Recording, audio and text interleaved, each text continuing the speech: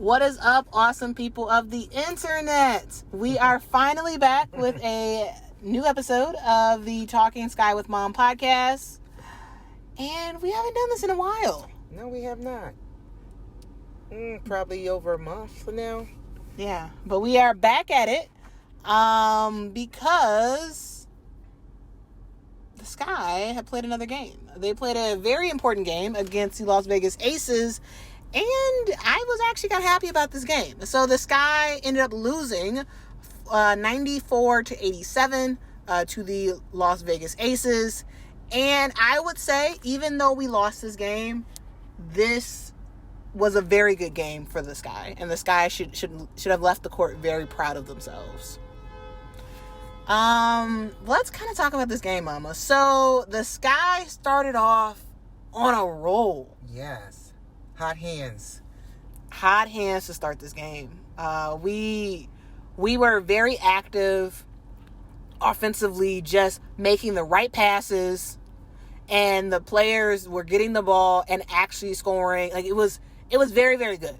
Very, very good start. We were pretty solid on defense as well. Mm-hmm. Just overall, very, very good play for the Sky to start this game. And I want to call out one thing, that the Sky found a way to limit A'ja Wilson and her dominance. Of course, A'ja Wilson did score. However, I thought we did a really good job sort of tampering down her impact. She had 18 points to finish this game off. But overall, I thought we did a very good job on her on defense. Mm-hmm. But to the first quarter, the Sky, the whole first half, actually. Yes. The Sky had their feet on the gas. They were in their bag. You had Marina Mabrey shooting some really key shots. You had Dana Evans, who came on the court and was doing really good. The Sky won that first quarter 24-17. We then go on to the second quarter to win that as well. We won the second quarter 26-20. And then we kind of start to fall apart after that. Well, in the third quarter, of course, halftime, Aces got a chance to regroup. And, of course, they came in the third quarter and they started making some of their shots. But we still stuck with them. We did. We stuck with them throughout the third quarter. We escaped with still, I think we were down 2 points, I think, going into the fourth. I think where we kind of knew we had a chance up until, I want to say, 2 minutes left in the game. We had a chance. I think we were down 4 points. And then after that, they kind of didn't score much at all. I think they made one basket more, and I think that was it. That's how we got to the 84 points. And we had a couple turnovers in between there. But up until 2 minutes towards the end of the game, the Sky had an opportunity to beat the best WNBA team currently. And we were so proud of them. The entire crowd was shouting and screaming because they were making their shots all throughout the game. And it wasn't just one player. Everybody was in on it. It was a team game today. They were passing the ball, and they had confidence in one another. And even if they made a mistake, they still stayed with it, and they didn't keep that person out. It was like, no, we're going to do this together. And I just felt so excited because they played so well together. Mm-hmm. And this makes us know that they can win other games. If you come this close to beating the number one WNBA team in the league, you can beat any of these other teams if you play with dominance like they did today. And I know the coach is proud of them. I know they're proud of themselves. Of course, they want the win, so they can gloat and say they beat the best team in the WNBA. But to look at what the bright picture is, they can use this as a way of giving them an opportunity when the next game, whoever they play, keep the same anticipation and the same energy level that they brought to this game, take it to the next game, and know that they have a chance of winning. So they have no reason to think that they can't beat any of these teams going forward when you almost beat the best team. And I keep saying that because we know that the Aces are the best team in the WNBA now. And Becky Hammon was furious. Oh, she was mad. With her team. She was big mad. Because she saw that first half, the Sky just kind of like just ran over them. It was just like, what? They were stealing the ball. You know, they were making passes, and the Sky would get the ball, and they would run down the court and score. So she was very mad. I don't think I've seen her that mad at a game. And she would call timeout, and you could see how she snatched the board. I was like, ooh, Becky mad tonight. But I know for halftime, I know she probably screamed at them and said, what is wrong with you all? And like you said, I think Asia, really didn't have a good game. Compared, Plum is what bailed them out. Yes. Plum, her 3-pointers is what gave the dagger for us. In that third quarter, Kelsey Plum shot 3 after 3 after 3 after 3. And I was just like, come on, y'all, get on this girl. Because we know how good of a shooter Kelsey Plum is. And she's really a streaky shooter. Yes, she once is. She gets 1 or 2 down, she gonna keep keep it flying. And the Sky they tried to hold on. But if Kelsey Plum is gonna do that, the Sky has to score when they come down and with the ball. Like, the problem was not just about Kelsey Plum shooting those threes. It was that Kelsey Plum would shoot a 3 and we would come down and shoot a rush shot. Or we throw the ball try to get a pass in there and then wind up with a turnover. So it was Kelsey and she did a great job shooting those threes. However, even with that, we could have withstood it. But we didn't offensively. We did not, capitalize on the opportunities that we had on offense. There were times where we would just make stupid decisions. Like, who are you passing it to some of the times, and just getting dumb turnovers and getting the Aces the ball back. And y'all don't need to help the Aces win. Right. We all know how good the Las Vegas Aces are. They don't need your help. Right. So play smart and play slow if you need to, and that's not a problem. Right. But the Sky were trying to, she thinks she can do that. Okay, let's show her up and shoot a 3 as well, and then we miss. Yeah. Or we just make dumb decisions. But overall, even with that, I am still very, very happy with the Sky for this game. I thought we played like a team. Yes, me, Marina, and Avery, scored the most points. However, the entire team won this game. I mean, not one. It was a moral victory, basically, for the Sky. Like, we did the best that we could. Well, it was a win for them.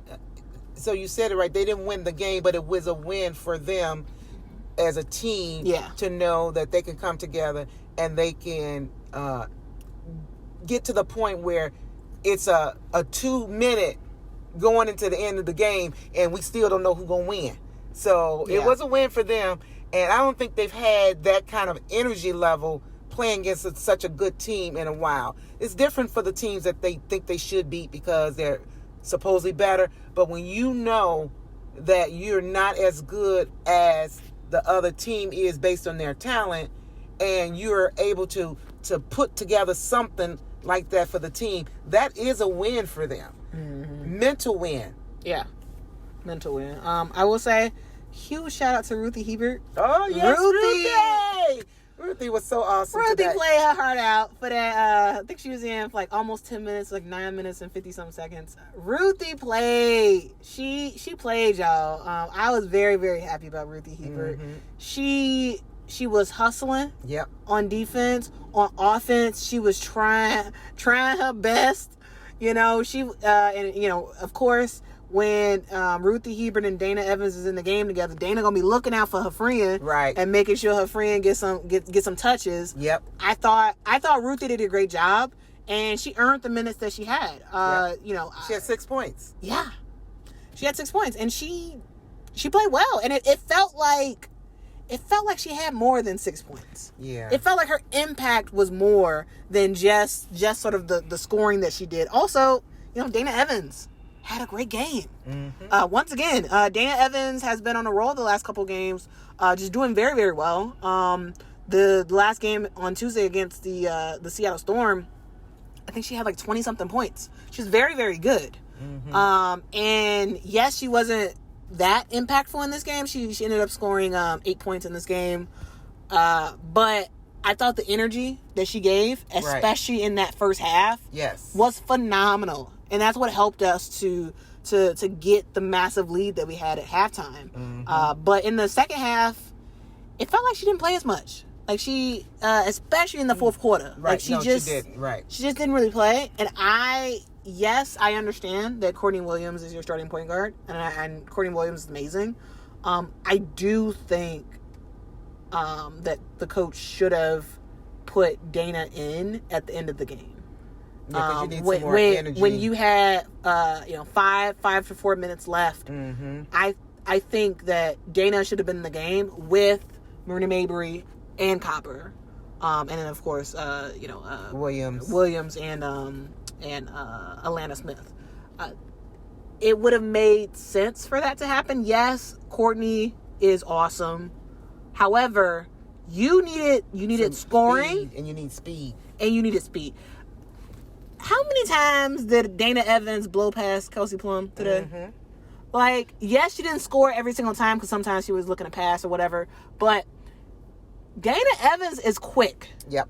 And she can get past Kelsey Plum, The only person that she really couldn't get past at all was that number 10? Clark. No. Kelsey Plum is number 10. Oh, okay. Alysha Clark. Like, Alysha Clark was the only player that Dana Evans couldn't get past.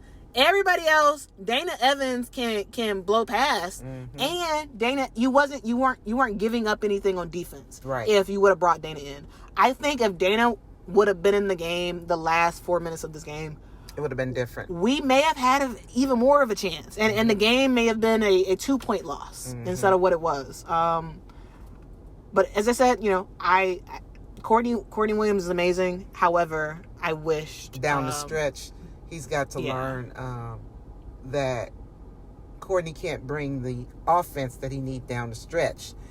Dana can bring in defense and offense down the stretch. Mm-hmm. And she also always lifts up the team with the level of energy she brings into the game. So yeah, I think he's learning. He's learning because he did call timeouts at appropriate times. He did. To regroup the team when he felt that they were slipping, and when the Aces was feeling their way back into the game, he felt that and he was like, no, timeout, and he regrouped and he changed a couple pieces, and then he saw how that worked, and when that didn't work, he called another timeout. I noticed that he used it to, in fact, that with the third minute, I think it was 3 minutes before the end of the game, when he wanted to do a challenge, they had no more timeouts. Yeah, they had no more full timeouts. Yeah, so he did use them wisely, whereas in other games, he would not even use them until the fourth quarter, and then use them. Well, usually he would wait until we for sure lost the game, and then wants to call a whole bunch of timeouts. Yeah, which makes no sense.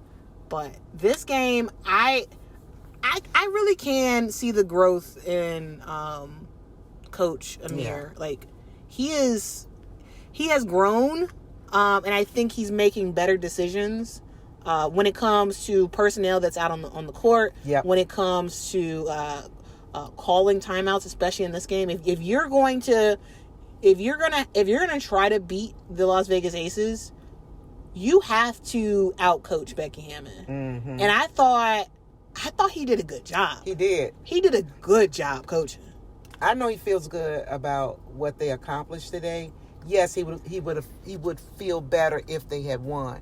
But I know he feels good because he knows he went up against a great coach. Not just a good coach, a great coach that knows how to win under all circumstances. Becky Hammond knows how to win. Mm-hmm. And that's her motto.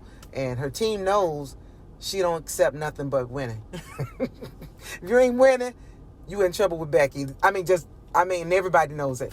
And every coach should feel that way, but every coach don't have the talent that she has. Yeah. So when you know the talent you got, you can demand it like she does.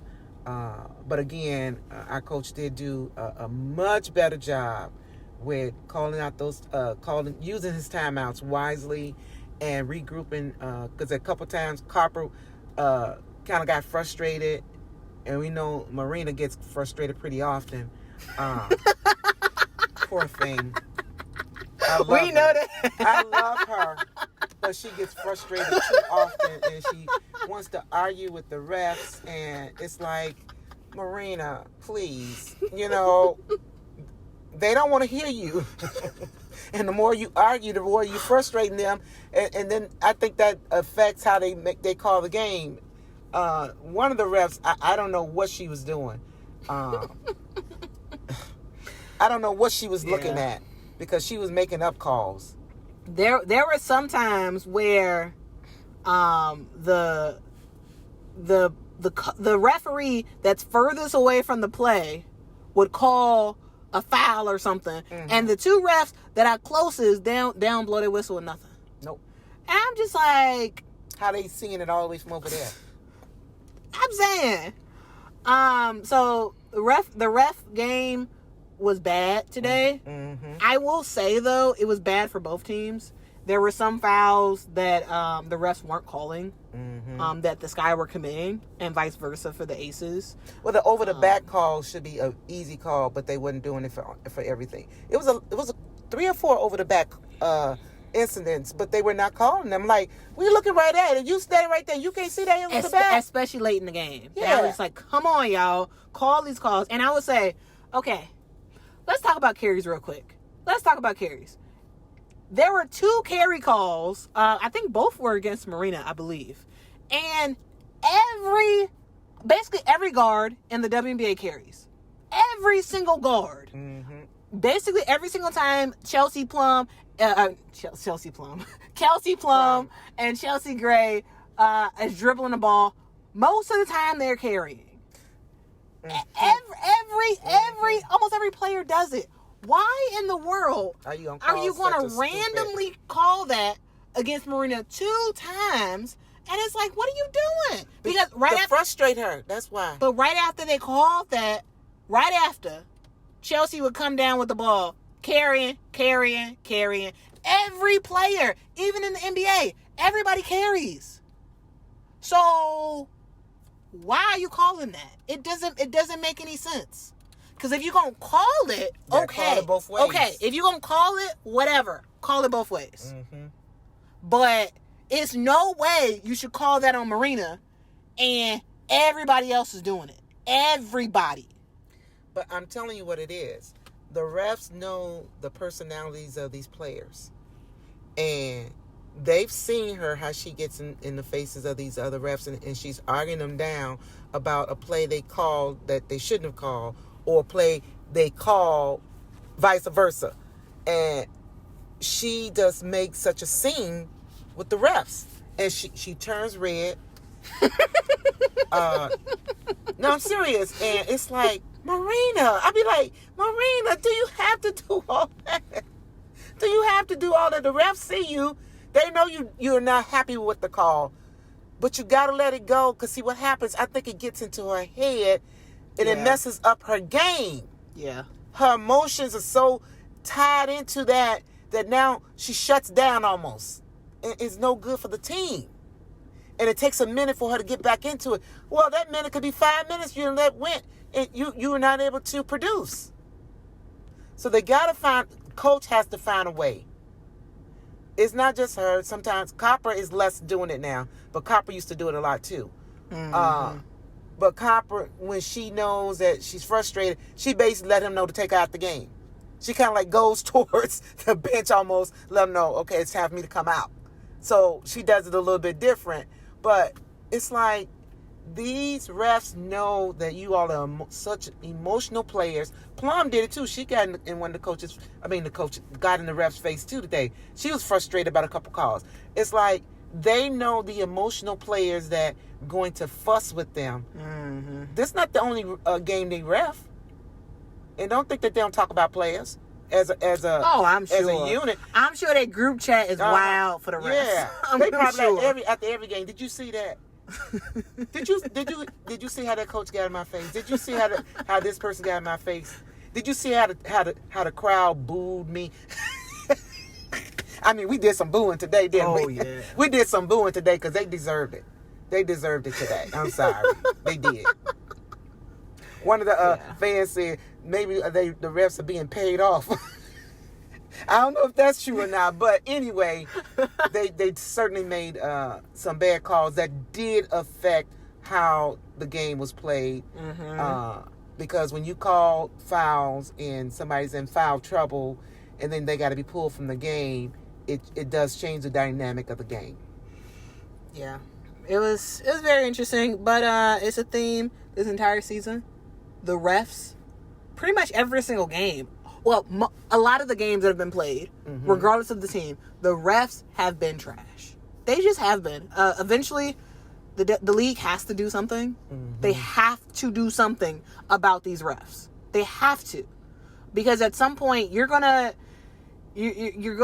piss off the fans and the players so bad that they're not even gonna want to deal with it. Mm-hmm. Like, the refs are bad, and Kathy Engelbert has to do something about it. Like, you really do.